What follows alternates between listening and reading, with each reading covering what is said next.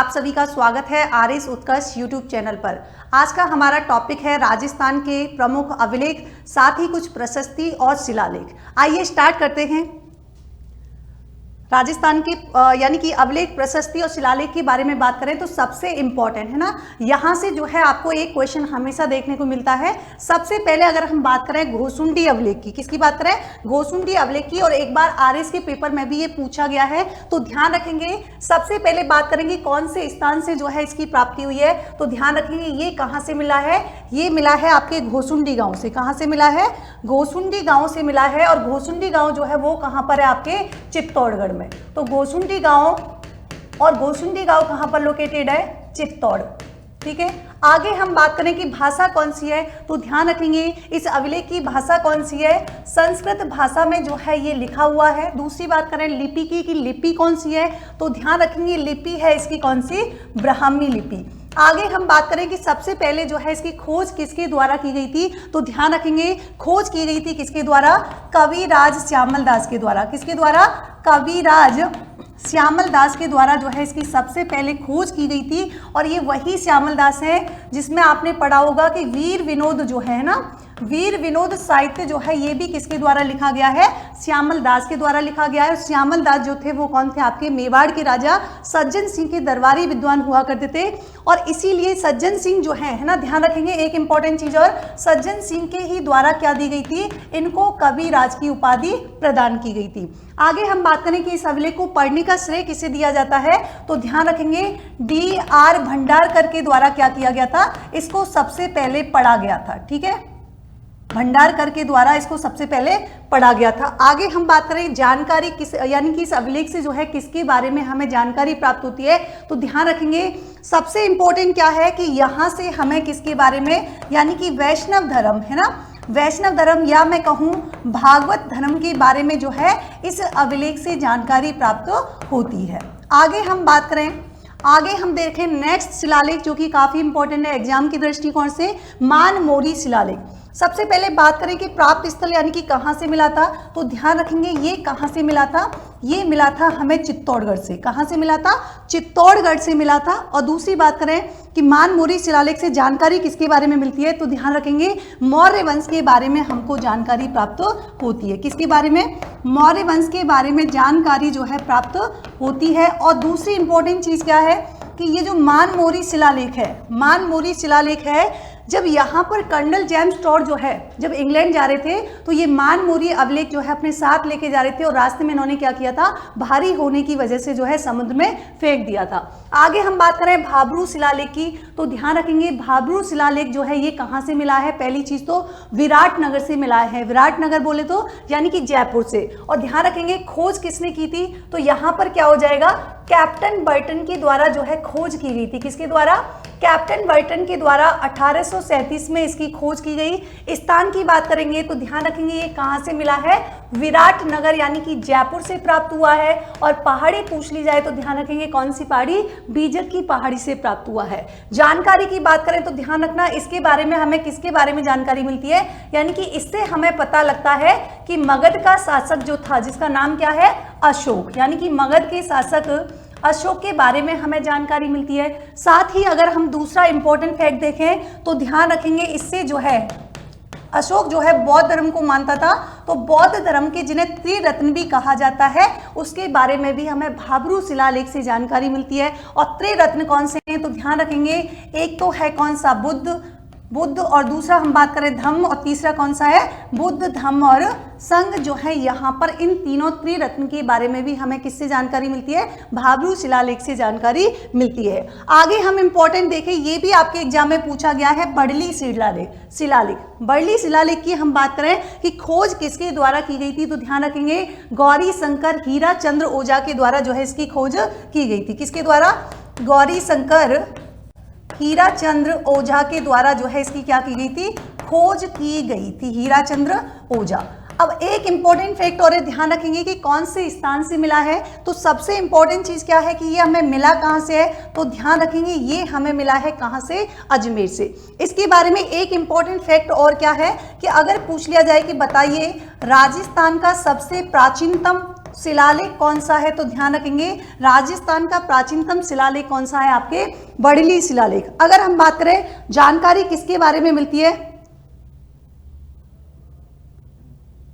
अगर हम बात करें कि जानकारी जो है यहाँ पर बड़ली शिलालेख की बात करें, इसका इंपॉर्टेंट फैक्ट एक और क्या है कि क्या है, ये राजस्थान का जो है प्राचीनतम अभिलेख है। आगे हम बात करें यहाँ पर, आगे हम देखें नेक्स्ट बिजोलिया शिलालेख। बिजोलिया शिलालेख जो है ये भी एग्जाम की दृष्टिकोण से बहुत ही इंपॉर्टेंट है। अगर हम बात करें कि कौन से स्थान से मिला है, तो हमको पता है कि बिजोलिया जो है ये कहाँ पर लोकेशन है इसकी, तो ध्यान रखेंगे भीलवाड़ा। तो स्थान पूछ लिया जाए तो ध्यान रखेंगे कहाँ से प्राप्त हुआ है, भीलवाड़ा से। फिर दूसरी बात करें भाषा की, तो ध्यान रखेंगे भाषा कौन सी है शिलालेख की, तो ध्यान रखेंगे भाषा है संस्कृत। ऑलमोस्ट जो है लगभग मैं कहूँ कि अभिलेख जो है उनकी भाषा क्या हुआ करती थी, संस्कृत ही हुआ करती थी। आगे हम बात करें रचनाकार, तो बिजोलिया शिलालेख जो है इसके रचनाकार कौन है, गुणभद्र के द्वारा जो है इसकी रचना की गई थी। लेकिन आपसे ये पूछ लिया जाए कि इसके लेखक कौन है, तो ध्यान रखेंगे केशव कायस्थ के द्वारा जो है इसको लिखवाया गया था।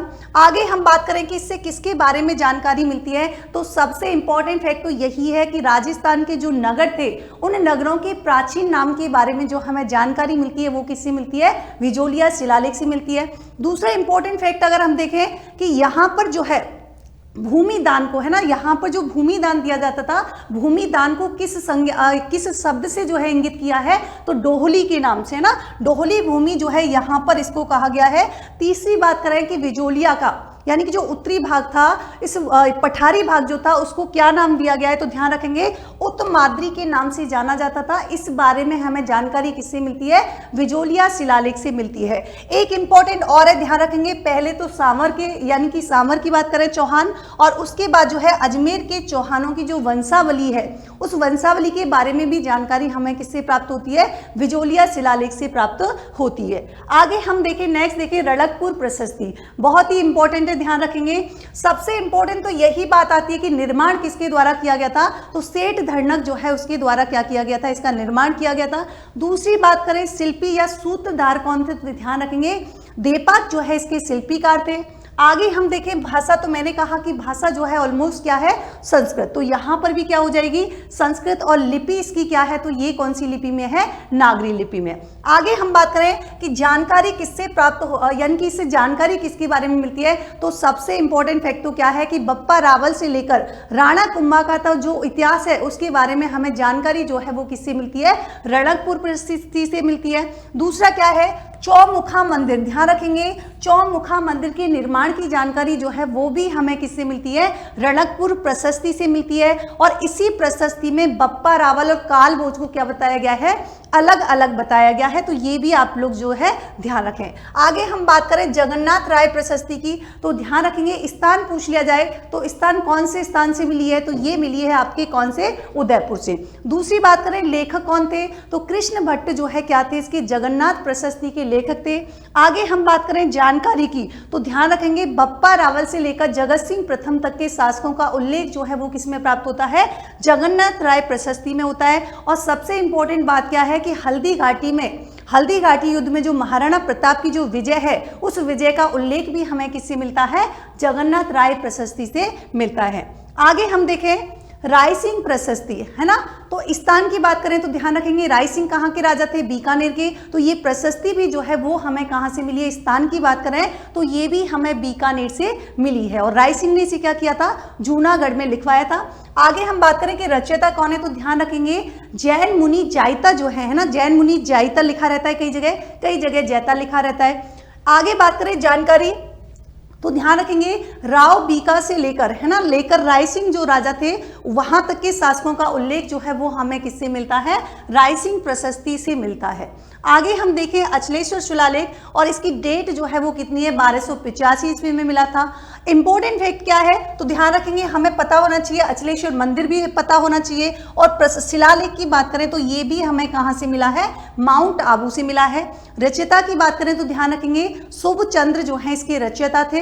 बाकी हम बात करें सूत्रधार की तो करम सिंह जो है वो क्या थे, इसके सूत्रधार थे। आगे हम देखें जानकारी तो ध्यान रखेंगे, कई बार क्वेश्चन क्या पूछ लिया जाता है कि निम्नलिखित में से किस शिलालेख के अनुसार राजपूतों की उत्पत्ति जो है अग्निकुंड से मानी जाती है। तो इस तरीके से भी जो है क्वेश्चन आपसे पूछे जाते हैं। तो ध्यान रखेंगे राजपूतों की उत्पत्ति अग्निकुंड से मानी जाती है, इस बात की जानकारी जो है हमें कौन से शिलालेख में देखने को मिलती है, अचलेश्वर शिलालेख में।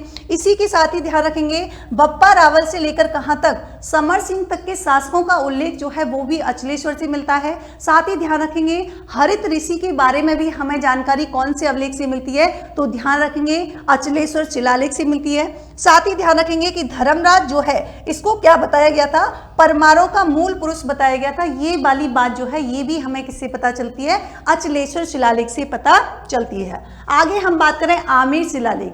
आमेर से जैसा कि स्पष्ट है कि कहां से मिला होगा, कौन से स्थान से मिला होगा, तो ये आमेर जो है जयपुर से मिला था।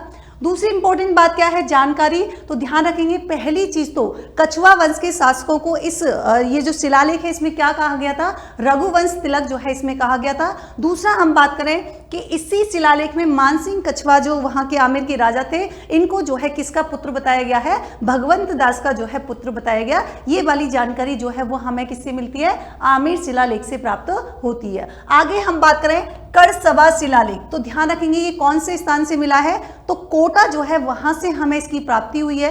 दूसरी बात करें जानकारी, तो ध्यान रखेंगे मौर्य शासक जिनका नाम धवल सिंह था उसके बारे में हमें क्या मिलती है, इसके बारे में जानकारी प्राप्त होती है। और साथ ही ध्यान रखेंगे मौर्य वंश की जानकारी देने वाला अंतिम शिलालेख भी कौन सा है, करसबा शिलालेख। आपसे पूछ लिया जाएगा कि निम्नलिखित में से बताइए मौर्य वंश की जानकारी देने वाला अंतिम जो है शिलालेख कौन सा है, तो आंसर क्या हो जाएगा, करसबा शिलालेख। आगे हम बात करें यहाँ बुचकुला शिलालेख के बारे में आपके दो इंपॉर्टेंट फैक्ट, जबकि सबसे ज्यादा तो ये आपको पता होना चाहिए कि कौन से स्थान से मिला है। तो ध्यान रखेंगे बुचकुला शिलालेख जो है इसका प्राप्ति स्थल कौन सा है, जोधपुर। और भाषा मैंने कहा कि ऑलमोस्ट क्या है, तो इसकी भाषा भी कौन सी है, संस्कृत। आगे हम बात करें घटियाला शिलालेख, ये भी आपसे कई बार एग्जाम में पूछा गया है, तो ध्यान रखना घटियाला जो है मिला कहां से है, तो घटियाला मिला है हमको जोधपुर से।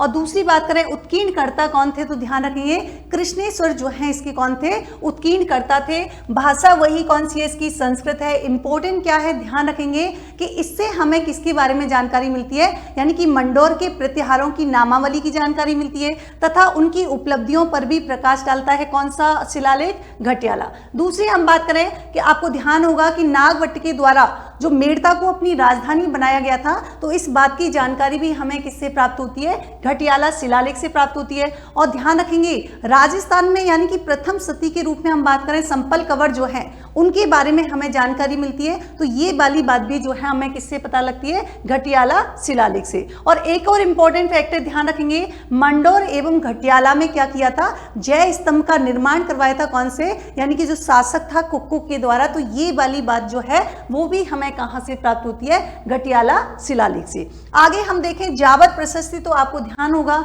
जावर की खान, तो जावर की खान भी कहां पर मिलती है, उदयपुर में। तो ये भी प्रशस्ति कहां पर है, तो ये भी हो जाएगी आपके उदयपुर में। जानकारी किसके बारे में मिलती है, तो ध्यान रखेंगे सबसे इंपॉर्टेंट तो यही है कि रायमल और श्रृंगार देवी का जो विवाह हुआ था उसके विवाह की वर्णन भी इसी से हमें प्राप्त होता है। और दूसरी इंपॉर्टेंट क्या है, ये क्वेश्चन आपसे बार बार पूछा जाता है कि बताइए चित्तौड़गढ़ में जो घोसुंडी बावड़ी है, इस घोसुंडी बावड़ी का निर्माण किसके द्वारा करवाया गया था, तो ध्यान रखेंगे श्रृंगार देवी के द्वारा जो है इसका निर्माण करवाया गया था। आगे हम बात करें बेडेश्वर शिलालेख, नाम से समझ में आ रहा है कि बेडेश्वर शिलालेख की बात करें तो स्थान कौन सा हो जाएगा, डूंगरपुर जो है वहां से मिला था।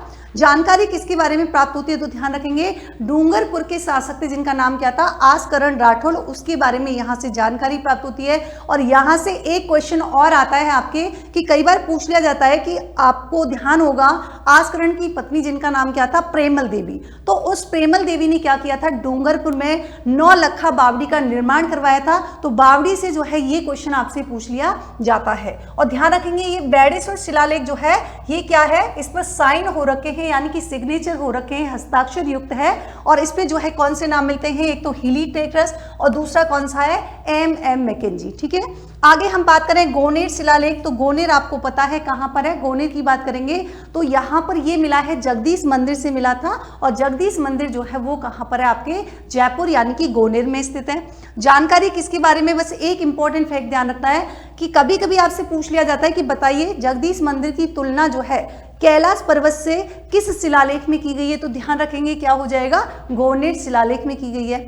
नेक्स्ट अगर अपन बात करें यहां पर देखें पाशुपत प्रशस्ति के बारे में बात करें तो स्थान कौन सा है, तो पाशुपत प्रशस्ति जो है कहां से प्राप्त हुई है, तो ये हुई है आपकी कहां से, उदयपुर से।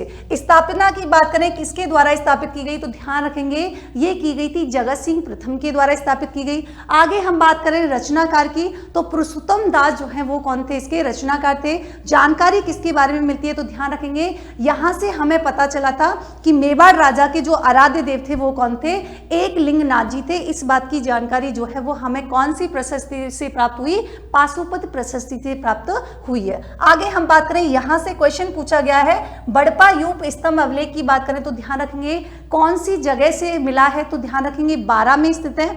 दूसरी इंपॉर्टेंट फैक्ट क्या है, भाषा कौन सी है, संस्कृत भाषा है। और अभी वर्तमान में कहां पर रखा हुआ है, तो ध्यान रखेंगे कोटा संग्रहालय में जो है अभी जो है संरक्षित है। आगे हम बात करें कि इसके ऊपर क्या है, यानी कि 3 स्तंभ के ऊपर उत्कीर्ण है कौन सा, बड़वा यूप स्तंभ। ठीक है, आगे देखें गंगाधर शिलालेख, बस आपसे ये पूछा जा सकता है कि गंगाधर शिलालेख जो है वो हमें कहां से प्राप्त हुआ है, तो आंसर अपना क्या हो जाएगा, झालावाड़। और भाषा की बात करेंगे तो कौन सी है, संस्कृत। आगे हम देखें बसंतगढ़ शिलालेख, जैसा कि आपको नाम से समझ में आ रहा होगा कि बसंतगढ़ शिलालेख जो है ये कहां से प्राप्त हुआ है, तो ध्यान रखेंगे ये मिला है आपको सिरोही से। कहां से, सिरोही से। भाषा कौन सी है, संस्कृत है। और इंपॉर्टेंट फैक्ट क्या है कि यहां से हमें किसके बारे में मिलती है, राजा शिलादित्य के बारे में जानकारी प्राप्त होती है। और ध्यान रखेंगे जावर माता मंदिर का जो निर्माण किया गया था वो किसके द्वारा किया गया था, शिलादित्य के काल में किया गया। ये वाली बात भी हमें किससे पता लगती है, बसंतगढ़ शिलालेख से प्राप्त होती है। आगे हम देखें श्रृंग ऋषि शिलालेख की बात करें तो ये जो है ये स्थान कौन से स्थान से मिला है, कहां पर है, तो ध्यान रखेंगे उदयपुर में है। भाषा कौन सी है, संस्कृत है। रचनाकार कौन से हैं, बाड़ी बिलास योगेश्वर जो है वो क्या है, इसके रचनाकार हैं।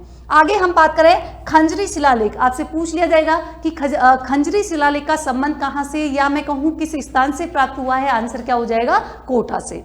आगे हम देखें और इंपॉर्टेंट अभिलेख अपराजित, ये कई बार पूछा गया है, ध्यान रखेंगे अपराजित शिलालेख जो है इसकी यानी कि कौन से स्थान से मिला है, तो ये हमें मिला है नागदा उदयपुर से। और हम बात करें जानकारी की तो गुहिल शासक जिनका नाम क्या था, अपराजित के बारे में हमें जानकारी प्राप्त होती है। आगे हम देखें चीरवा शिलालेख और ध्यान रखेंगे इसका ईयर कौन सा है, यानी कि 1273 ईस्वी में है। कौन से स्थान से मिला है, उदयपुर से। भाषा कौन सी है, संस्कृत। ध्यान रखेंगे उत्कीर्णकर्ता कौन है, रतन प्रभु सूरी जो है वो कौन है, इसके उत्कीर्णकर्ता हैं। आगे बात करें कि जानकारी की तो ध्यान रखेंगे उदयपुर के मंदिर के द्वार पर किसकी उपलब्धियों पर जानकारी मिलती है, बप्पा रावल के जो पूर्वज थे उनकी जानकारी हमें कौन से शिलालेख से मिलती है, तो ये भी हमें चीरवा शिलालेख से प्राप्त होती है। आगे इंपॉर्टेंट अगर हम और भी अभिलेख देखें तो ध्यान रखेंगे यहाँ से भी आपके क्वेश्चन पूछा जाता है राज प्रशस्ति से, जो कि एग्जाम के दृष्टिकोण से अत्यंत महत्वपूर्ण है। सबसे इंपॉर्टेंट बात क्या है कि एक क्या है, विश्व की सबसे बड़ी प्रशस्ति है, पहली चीज। दूसरी बात करें लेखक कौन थे, तो ध्यान रखेंगे रणछोड़ भट्ट तेलंग जो है इसके क्या थे, लेखक थे। किसके द्वारा लिखवाया गया, तो ध्यान करेंगे राज सिंह जो राजा थे उनके द्वारा जो है इसको लिखवाया गया था। भाषा क्या है, संस्कृत है। कभी कभी इसकी शैली पूछ ली जाती है कि कौन सी शैली में जो है ये लिखी हुई है, तो ध्यान रखेंगे चंपू शैली में जो है ये निर्मित है। आगे हम बात करें इसकी विशेषता की तो यहां से कई बार क्वेश्चन पूछ लिया जाता है कि काले संगमर की यानी कि 25 शिलाओं पर क्या की गई है, इसको उत्कीर्ण करवाया गया था। और क्या है इस प्रशस्ति में 1106 क्या है आपके शिलालेख हैं, श्लोक हैं। और इंपॉर्टेंट फैक्ट क्या है, अगर मैं राजसमंद झील की, है ना, ये कहाँ पर मिली थी, अगर स्थान की बात करें तो राजसमंद झील के उत्तरी पाल पर जो है कौन सी राज प्रशस्ति लगी हुई थी, और उत्तरी पाल जो है इसको किस नाम से जाना जाता है, नौ चौकी पाल के नाम से जाना जाता है। राजसमंद झील के बारे में मैं एक दो इंपॉर्टेंट फैक्ट आपको बताऊं तो ध्यान रखेंगे।